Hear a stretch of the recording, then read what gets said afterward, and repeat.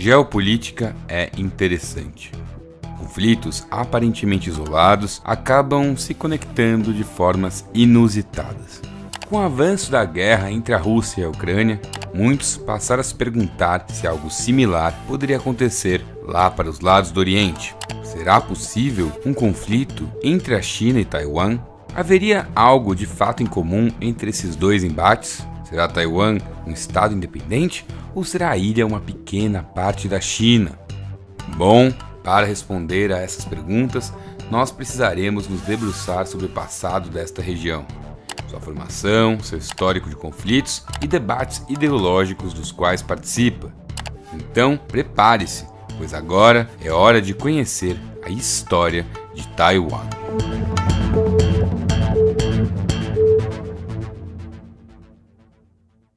Até a Idade Moderna, apenas aborígenes viviam na ilha onde hoje é Taiwan. Os chineses de etnia Han chegaram lá pela primeira vez em meados do século XV. Logo, vieram os europeus e os portugueses batizaram o lugar de Ilha Formosa em 1544. Essa ilha atraiu exploradores de diversos lugares do mundo que estavam atrás de recursos como o enxofre e o ouro. Em 1624, a Companhia das Índias Orientais Holandesa fundou uma pequena colônia por lá, chamada Taijuan, e logo começaram a agitar as coisas. Começaram ali o comércio de açúcar, de arroz, pimenta, porcelana, entre outros materiais. A exploração europeia não parou por aí. Em 1626, os espanhóis invadiram Taiwan e se estabeleceram na região de Yanmingshan, norte da ilha, pois lá encontraram enxofre, que era um recurso primordial para as armas de fogo. Em 1642, os holandeses expulsaram os espanhóis do norte da ilha e a tomaram para si. Lá, ensinaram sua língua e evangelizaram os locais. Também começaram o comércio de cervos, que existiam em abundância na ilha. Vendiam sua pele para os japoneses, que a colocavam em armaduras, enquanto a carne ia para os chineses. Entretanto, enquanto isso, na China rolava um evento que mudaria a história de Taiwan.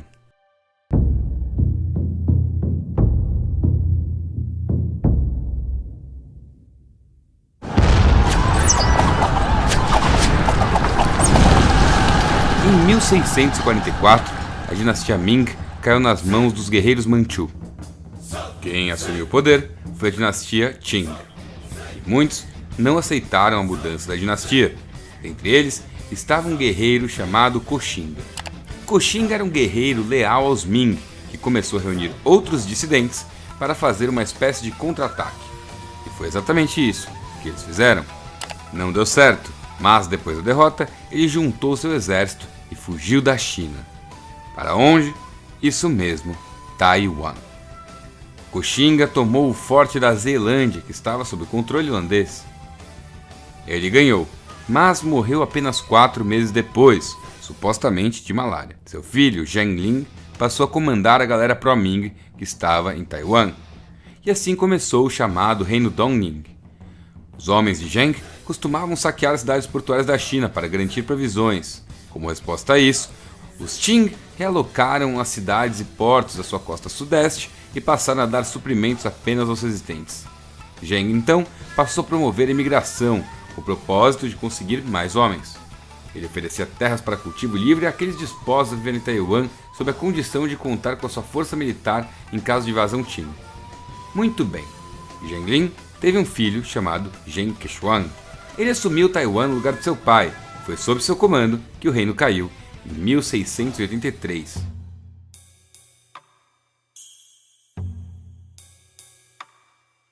Os governantes da dinastia Qing não estavam curtindo muita ideia de ter um opositor direto na ilha ali tão perto da China e resolveram dar um fim nele. Após a invasão, começa o controle Qing sobre Taiwan. A partir de 1760, o fluxo migratório da região fica muito expressivo. Em 1811, já haviam mais de 2 milhões de japoneses vivendo em Taiwan. Mas isso começou a gerar problemas, pois rolavam várias tretas entre os estrangeiros, os imigrantes, os chineses e os aborígenes. Aliás, nessa época, chegou até a rolar uma tentativa de invasão pelo Reino Unido. Isso tudo aconteceu aí mais ou menos durante a Guerra do Ópio. A partir de 1871, os japoneses passaram a se interessar por Taiwan e iniciaram uma treta diplomática para retirá-la do controle dos Qing. E a coisa é que o embate entre a China e o Japão era basicamente inevitável. Foi justamente nessa época que começou a famosa Primeira Guerra Sino-Japonesa. Beleza, vamos lá. Primeiro, temos que entender o que estava rolando no Japão desta época. O país recentemente havia passado pela restauração Meiji.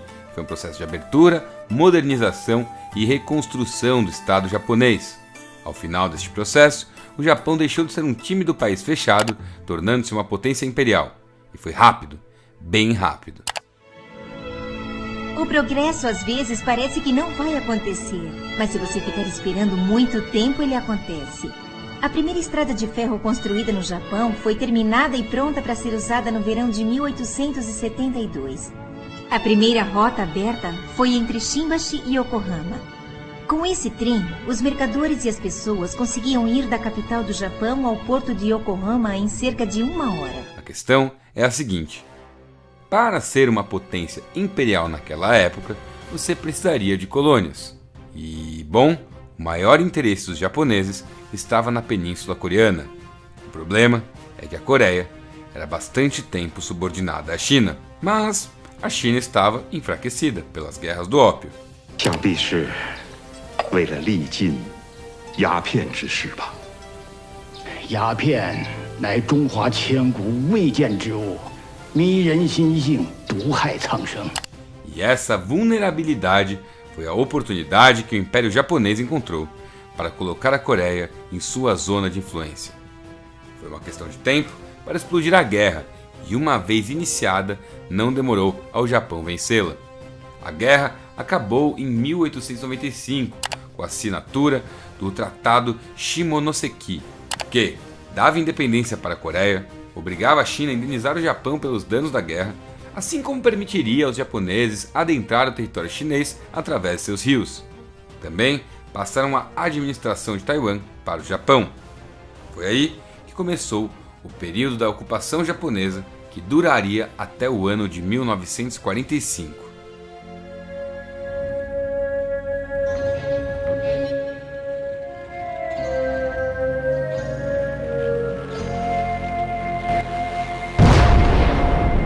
Por ter sido a primeira colônia ultramarina do Japão, Taiwan foi um tubo de ensaio, uma colônia modelo, de tal forma que passou por um processo acelerado de modernização e transformação cultural. Mas precisaria também acomodar a máquina de guerra japonesa. Esse período trouxe, portanto, consequências negativas bastante claras para a ilha, a começar por ter se tornado basicamente uma ditadura militar com punho de ferro, extremamente violenta. Bom, foi então que aconteceu um evento importante aí na história: a Segunda Guerra Mundial.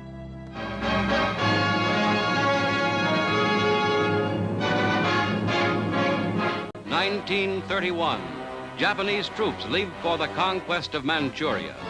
Japan, the first of this war's aggressor nations, starting out a full 14 years ago on a career of international conquest and pilling.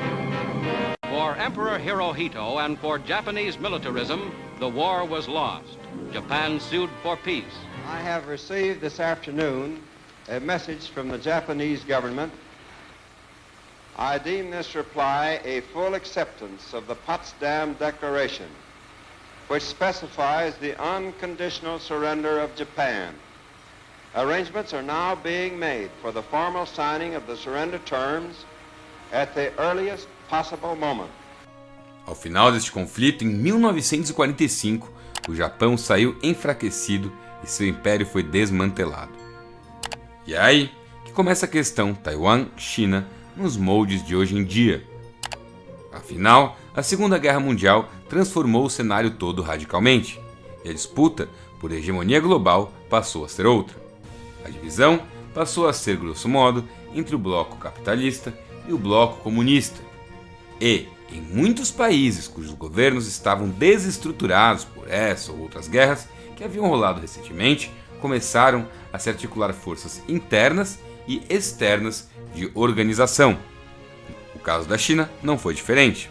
Ela havia começado, já desde a década de 10, um tímido processo de modernização, passando por uma revolução republicana que dera fim a mais de 2000 anos de regime imperial. E a República Chinesa era uma ditadura, que praticava todo tipo de repressão, em especial a ideias socialistas, o que ficou ainda mais claro a partir de 1927, quando as perseguições articuladas por líderes nacionalistas resultaram em milhares de mortes. Isso, no entanto, não impediu que os comunistas, entre eles Mao Tse-tung, fugissem para a província de Jiangxi, nas montanhas ao sul da China. A despeito da perseguição violenta do Partido Nacionalista, o Kuomintang, e a resistência camponesa em lutar, o número de guerrilheiros em Jiangxi começou a crescer. Com o aumento da ameaça comunista, em 1934, o Partido Nacionalista ataca o Soviet de Jiangxi. No entanto, Mao e os guerrilheiros comunistas conseguem furar o bloqueio e partem em direção ao norte da China. A fuga, uma das maiores marchas militares da história, levou quase um ano. Foi de outubro de 1934 até o mesmo mês de 1935. O exército comunista em marcha era composto por cerca de 100 mil pessoas, sendo 30 mil soldados, a grande maioria feridos, e 70 mil camponeses. Foram 12 mil quilômetros percorridos em condições duríssimas e menos da metade conseguiu sobreviver e se estabelecer no ponto final da caminhada, em Shanxi, extremo norte da China.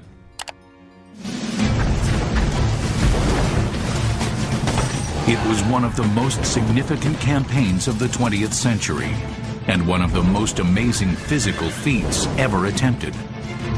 Surrounded by hostile armies, 87,000 soldiers escaped and traveled nearly 6,000 miles on foot in just 1 year. It was a desperate retreat by the communist Red Chinese Army under Mao Zedong from the nationalist forces of Generalissimo Chiang Kai-shek. Esse evento consolidou o poder de liderança de Mao Tse-tung.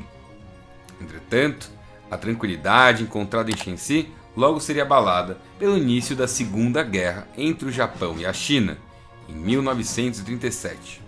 Com o inimigo em comum, a trégua é declarada e os partidos comunista e nacionalista se unem para derrotar os vizinhos japoneses. Essa trégua duraria apenas durante o conflito, e em 1946, com o fim da guerra, estoura uma guerra civil entre o Partido Comunista e o Kuomintang, que 3 anos mais tarde chegaria ao fim com uma vitória comunista. Mao declara na Praça da Paz Celestial em Pequim o fim da guerra e o início da República Popular da China.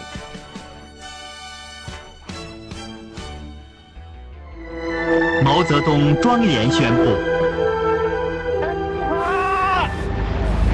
人民共和国中央人民政府今天成立了。 E, bom, vejam só, o antigo governo da República da China, junto com seu então líder nacionalista Chiang Kai-shek, e mais de 2 milhões de chineses, especialmente soldados nacionalistas e refugiados, fugiram para a ilha de Taiwan, se fixando por lá. Basicamente, o antigo governo chinês, que havia sido deposto, virou o governo de Taiwan, que passou a ser um território disputado pelo novo governo da China. Mas aí você deve estar se perguntando, como é que foi que esses caras conseguiram se fixar por lá? Simples, o contexto era de Guerra Fria e o bloco capitalista apoiou o governo de Taiwan. Assim, Taiwan era vista pelas Nações Unidas como a China legítima, em uma mensagem clara que invalidava o comando comunista da China continental. Inclusive, foi com a ajuda dos norte-americanos que Kai-shek conseguiu se manter forte, assinando um tratado de defesa mútua após um bombardeio no estreito que separa a ilha em 1954.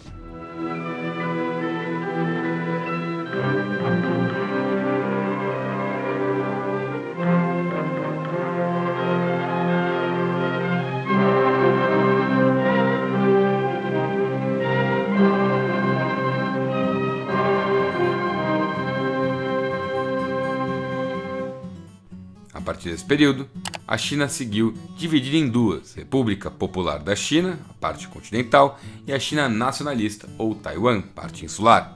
Mas isso só durou até a década de 70. A coisa é que, após a deposição de Mao, a República Popular da China se afastou da União Soviética e se aproximou dos Estados Unidos da América. Taiwan, na época, ainda estava sob a ditadura de Chiang Kai-shek, que, diga-se de passagem, governou até 1975. History will surely show that our announcement of withdrawal from the United Nations actually presaged the demise of the United Nations itself. E a coisa é que a partir desse ponto se tornou muito mais negócio apoiar a República Popular Chinesa, que passou a exercer pressão diplomática com os países que reconhecessem Taiwan como um estado.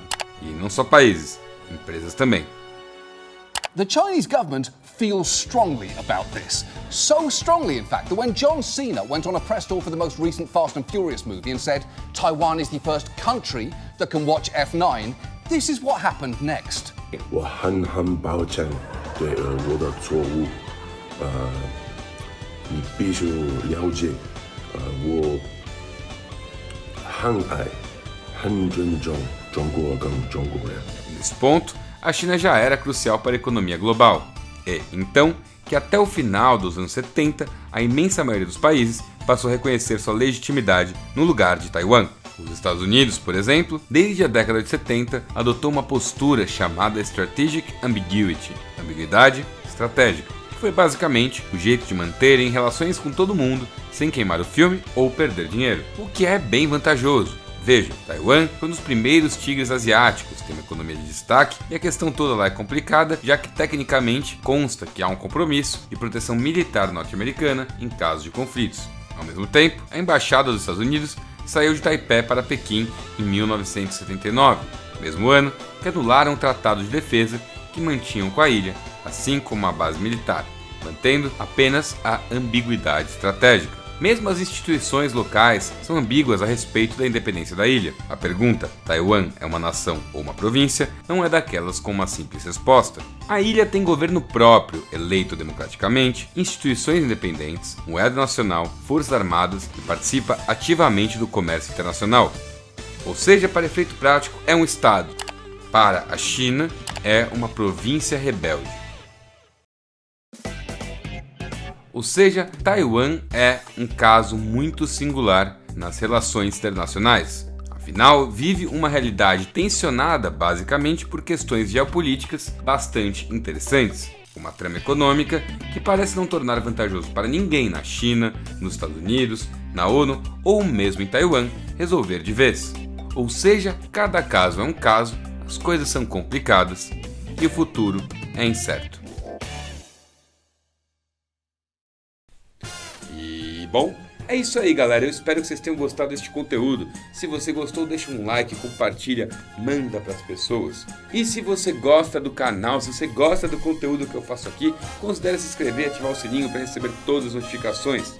E acima de tudo, muito obrigado por nos assistir. Um gigantesco abraço e tchau, tchau.